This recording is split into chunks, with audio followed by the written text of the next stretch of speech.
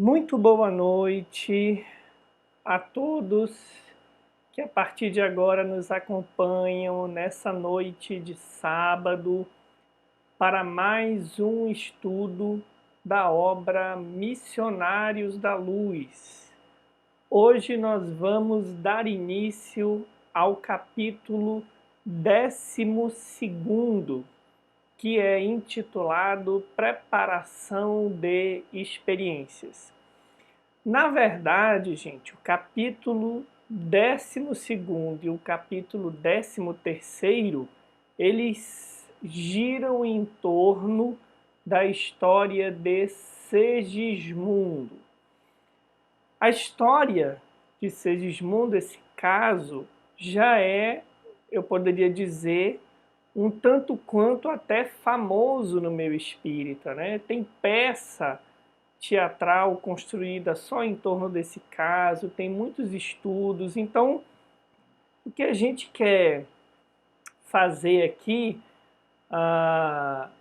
é aprofundarmos um pouquinho dentro do objetivo com o qual nós estamos centralizados no estudo que nós realizamos, que é a questão da nossa melhoria interior. É certo que todo estudo espírita, como diria o próprio Kardec, tem que desaguar sempre nesse âmbito. Mas também é certo que sempre será oportuno nós darmos alguns enfoques em alguns momentos. Então haverão companheiros que irão estudar esse capítulo para se dedicarem à questão biomédica da reencarnação sob o olhar espírita e outros tantos enfoques que podem ser dados, e a gente tem estudos de muita qualidade aí na internet. Mas o nosso foco vai ser, como tem sido desde o estudo da obra Nosso Lar, fazermos reflexões de ordem filosóficas e morais para que a gente possa aurir bases, matéria-prima, para que a cada semana a gente possa ir aí galgando novos passos na nossa melhoria interior. Então, nós vamos nos deter por um longo tempo, né, como a gente tem feito, dividindo os capítulos em partes. Como esses capítulos são maiores, eles vão durar um pouquinho mais, mas não tem problema, a gente não tem pressa. O objetivo do estudo é se melhorar. Se terminar esse, a gente vai fazer outro. Então vamos no passo aí do bom senso, seguindo o que a gente pode aprofundar.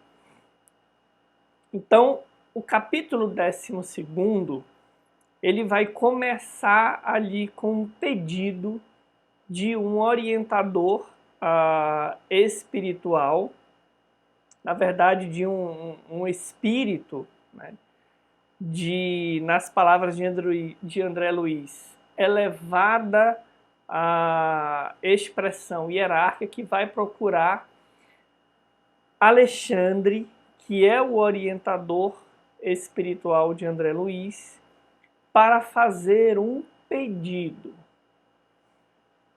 A gente gosta muito de se atentar a alguns pequenos detalhes que são muito interessantes quando olhados por um outro prisma que não o prisma do olhar comum.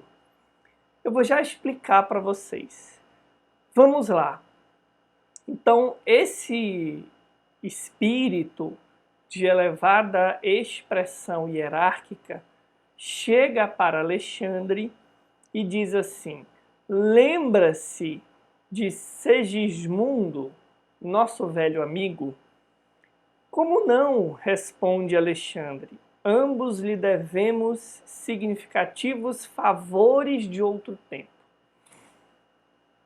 Então vamos lá. Nós temos dois espíritos em conversação.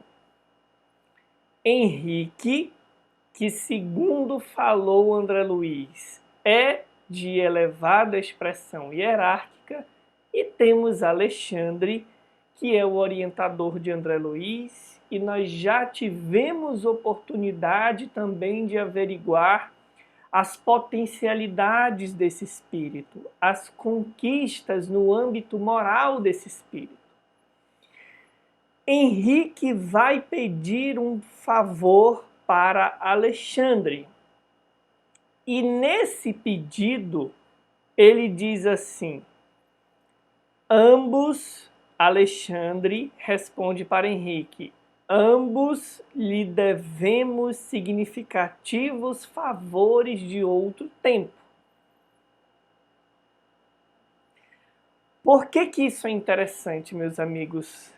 Porque não interessa o grau de elevação a que nós cheguemos.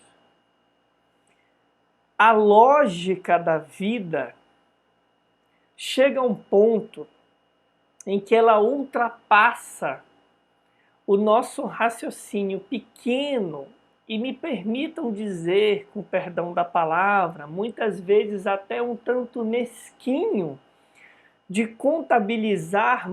querermos contabilizar matematicamente as nossas dívidas perante Deus e perante outros companheiros, como quem dissesse assim: a partir do momento que eu quitar tudo, eu estou livre de todo mundo e eu posso viver aonde eu quiser. Existe uma certa fantasia entre nós espíritas nesse sentido, de muitas vezes dizermos que temos que quitar as nossas dívidas como quem a partir desse momento estivesse 100% independente. Quando na verdade, primeiro, com relação a Deus, que é a fonte suprema de amor, nós jamais estaremos quites. Porque o que nós recebemos será infinitamente, esmagadoramente superior a qualquer coisa que nós fôssemos capazes de devolver ou de pagar. Acontece que esse amor de Deus nos alcança via ação de outros espíritos. Então, também, para muitos companheiros espirituais que intercedem e intercederam por nós, talvez seja impossível quitarmos-nos. Esse pedido de Henrique diante de Alexandre e a resposta de Alexandre é uma expressão disso. Porque esses espíritos são de elevada expressão hierárquica e, na palavra de Alexandre, ambos lhe devemos significativos favores de outro tempo. Então eu já queria começar destacando esse pequenino detalhe. Pois bem, prossegue Henrique, Segismundo necessita colaboração urgente. Reconheço que você não é especialista em trabalhos referentes à reencarnação, no entanto, sinto-me compelido a recorrer ao concurso dos amigos. O novo companheiro fez pequeno intervalo e continuou. Não se esqueceu você de que o nosso amigo, Segismundo, não obstante os rasgos de generosidade, assumiu compromissos muito sérios no passado? Então vamos lá, aqui eu quero fazer outra pausa. Dois espíritos de elevada expressão hierárquica possuem débitos para com Segismundo, que está em processos de iniciar uma reencarnação, sofrendo, contudo, algumas dificuldades que nós vamos já descobrir quais são. Contudo, Henrique diz assim: Alexandre, Segismundo, apesar dos rasgos de generosidade, ou seja, apesar do muito bem que tem feito, possui um pequeno débito que precisa ser sanado. Não no sentido da matemática, de igualar números, como eu falava agora há pouco e que nós muitas vezes fantasiamos, mas no sentido de viver um amor diante de um espírito a quem magoou e por quem foi magoado. Tá dando para a gente compreender? Então vejam, meus amigos, a vida é muito mais complexa do que o que a gente pode ver. É possível que nós vejamos na nossa jornada espíritos que já possuem muitas conquistas, mas que ainda têm muita amorosidade a conquistar. E é possível que nós vejamos espíritos com débitos, que nós tenhamos acesso a essas informações, mas que possuem muita ação positiva no campo da generosidade, como é o caso de Segismundo. Então eu queria abrir a história de Segismundo deixando já essa primeira reflexão. A história dos espíritos é muito complexa para caber em rótulos. Bom, mal, superior, inferior. Não é que haja algum problema em a gente usar essas expressões. A questão é que a gente usa de forma taxativa para estabelecer padrões de tratamento e de avaliação completa dos espíritos. Só que isso não cabe na complexidade das histórias, das nossas histórias. Vamos levar isso para a nossa prática diária, como eu falei, que é o foco desse estudo. Então vamos lá, eu posso ter comigo espíritos que me devem profundamente e com os quais eu tenho muita dificuldade de conviver, mas não quer dizer que esses espíritos possam ter um rol de boas ações, em que pese o entrave pessoal que carregam por comigo e vice-versa. O que também não pode dizer que eu não conviva com espíritos muito difíceis, mas que tenham outras conquistas que eu desconheça. Então, o primeiro convite desse capítulo é: olhemos os espíritos na complexidade que lhes diz respeito. A gente não sabe a trajetória completa nossa, que dirá a dos outros. Então vamos prosseguir. Segismundo, diz Henrique, voltará ao rio da vida física. A situação assim o exige e não devemos perder a oportunidade de encaminhá-lo ao necessário resgate.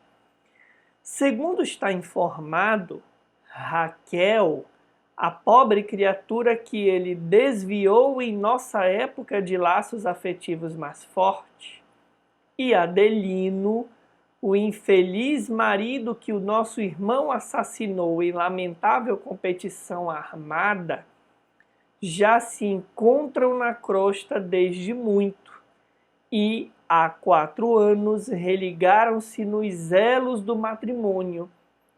Tudo está preparado a fim de que Segismundo regresse à companhia da vítima e do inimigo, do pretérito, no sentido de santificar o coração. Uma coisa é o conviver com alguém para quitar dívidas. No nosso imaginário matemático. Outra coisa é estar acompanhando alguém na nossa jornada que nos desafia para santificar o coração. Pode ser a mesma coisa? Sim e não. Eu posso santificar o coração e por isso quitar débitos. Mas eu posso suportar uma convivência com o objetivo de quitar débitos e falhar porque eu não estou santificando o coração. É uma nuance extremamente significativa. Então, o objetivo de Segismundo é renascer como filho de Adelino e Raquel, que em vidas anteriores, em uma vida anterior, ele assassinou Adelino, provavelmente quando ele fala aqui numa disputa, numa competição armada, pode ter sido num duelo, para ficar com Raquel. Raquel e Adelino reencarnaram antes de Segismundo para recebê-lo como filho, para que todos possam santificar o coração. Santificar o coração.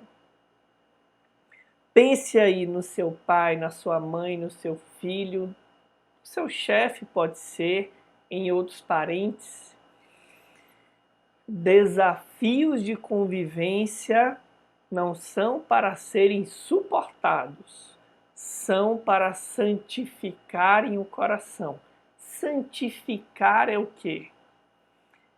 Tornar santo é elevar o teor vibratório nosso diante daquela criatura, elevar o teor de pensamentos, de sentimentos, aproximar da lei de Deus essa convivência. Prossigamos. Infelizmente, diz Henrique, Adelino, que lhe será o futuro pai transitório, repele-o com calor, tão logo surgem as horas de sono físico, trabalhando contra os nossos melhores propósitos de harmonização. Em vista disso, o trabalho preparatório da nova experiência tem sido muito moroso e desagradável. E Segismundo? Indagou Alexandre. Qual a sua atitude dominante? E aí Herculano então responde. A princípio, animava-se da melhor esperança. Agora, porém, que o rival antigo lhe oferece pensamentos de ódio e ciúme, olvidando compromissos assumidos em nossa esfera de ação, sente-se novamente desventurado e sem forças para reparar o mal. De outras vezes, enche-se-lhe a tristeza de profunda revolta e, nesse estado negativo, subtrai-se à nossa cooperação eficiente. Então vamos lá. Adelino precisa receber Segismundo como filho. Contudo, quando ele deixa o corpo e entra em contato com essa informação, ele rejeita essa experiência. Ele rejeita essa vivência. E aí ele atrapalha esse trabalho preparatório, que se torna moroso e desagradável. E aí Alexandre pergunta, e Segismundo? A princípio, ele estava animado da melhor esperança, mas quando ficou sabendo Segismundo que Adelino estava nessa atitude mental, ele entristeceu-se grandemente. E muitas vezes essa tristeza ganha pinceladas de revolta. Olha só o que a gente leu no começo do capítulo. Segismundo tem rasgos de generosidade na sua lista ali de contabilidade divina. Mas quando o negócio volta-se para uma pessoa específica, que é Adelino, a tristeza comparece e muitas vezes pincelada de revolta. Tá dando para a gente perceber, meus amigos, por que a experiência reencarnatória é extremamente necessária com algumas pessoas específicas? Essa magia de transformar ódio em amor é que santifica a relação e o coração. Porque os estranhos são os estranhos.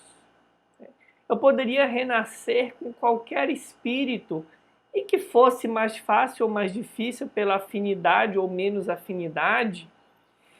Isso não vai ter o mesmo peso de mudar um padrão vibratório com relação a alguém que eu feri. Está dando para a gente perceber? E aí é interessante a gente imaginar que essa encarnação acontecendo, imaginem o clima desse lar, né?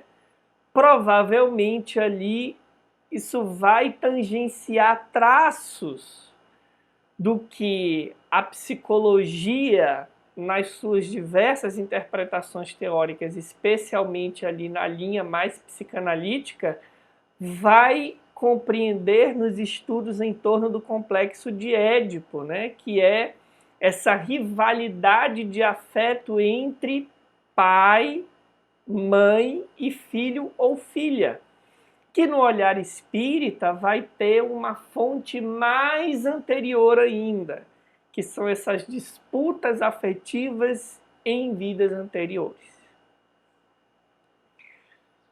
E aí, Herculano está pedindo a ajuda de Alexandre, mesmo que ele não tenha larga experiência em assuntos reencarnatórios.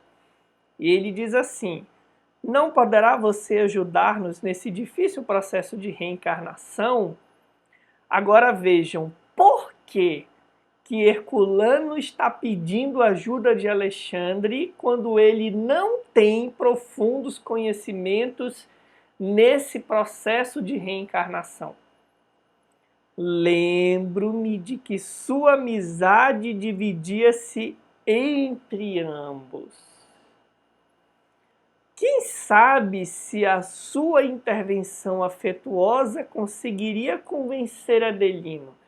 Tá dando para a gente entender, meus amigos, que em muitas ocasiões o amor supera. Não é que o aspecto técnico não tenha peso. Ele está comparecendo aqui, porque Henrique é um profundo conhecedor dos processos de reencarnação. Mas o amor aqui ele vai superar a técnica. Porque é o laço de amizade de Alexandre com Adelino e com Segismundo que vai conseguir fazer essa mediação necessária. Deu para a gente compreender como o amor ele vai ser esse diferencial?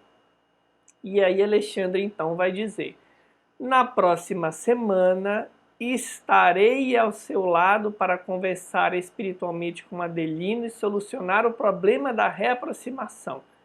Estejamos confiantes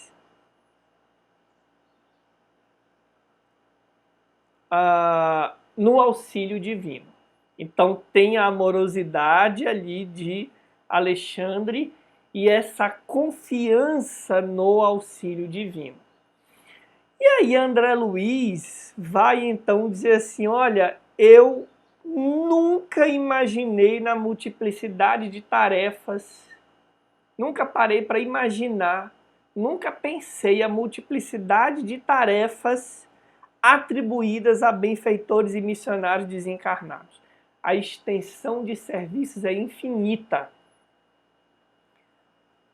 A gente acabou de sair do resgate de Raul, o suicida, e agora Alexandre está sendo convidado a colaborar num caso de reencarnação. Então é por isso que a gente diz que descansar, gente, pode não parecer, mas descansar é na Terra, porque no mundo espiritual, para quem quer evoluir, é trabalho. E de todas as naturezas. O campo no mundo espiritual de trabalho é infinito. Para cada situação de encarnado de encarnados para cada situação que os encarnados vivem na Terra, desdobram-se dezenas, se não centenas de possibilidades de auxílio para os espíritos desencarnados que querem trabalhar. O pedido de Herculano, vai explicar Alexandre, vem focalizar um dos mais importantes problemas da felicidade humana, o da aproximação fraternal, do perdão recíproco, da semeadura do amor através da lei reencarnacionista. Então, olha só, santificar a relação desdobra-se em aproximação fraternal, perdão recíproco e semeadura do amor. E aí Alexandre vai explicar. E a gente vai concluir hoje com essa explicação. O caso é típico. O drama de Segismundo é demasiadamente complexo para ser comentado em poucas palavras. Basta, todavia, recordar que ele, Adelino e Raquel são os protagonistas culminantes de dolorosa tragédia, ocorrida ao tempo de minha última peregrinação pela crosta. Então, a última encarnação de Alexandre foi próximo de Adelino e Raquel. Em seguida a uma paixão desvairada, Adelino foi vítima de homicídio. Segismundo do crime, que cometeu o crime, né? E Raquel do prostíbulo. Então, Adelino foi assassinado por Segismundo e Raquel vinculou-se ali às experiências tristes no campo da sexualidade. Desencarnaram cada um por sua vez sob intensa vibração de ódio e desesperação, padecendo vários anos em zonas inferiores. Mais tarde, por intercessão de amigos redimidos, olha a intercessão de novo aí. Tá dando para entender por que a dívida nunca vai poder ser paga, né, com relação ao amor de Deus e aqueles que se fazem os seus instrumentos de ação?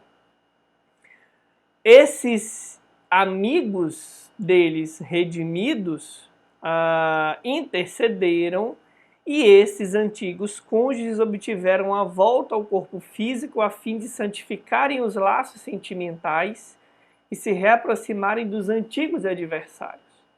Mas, como acontece quase sempre, atenção para essa expressão: os heróis na promessa fraquejam na realização porque se apegam muito mais aos próprios desejos que à compreensão da vontade divina.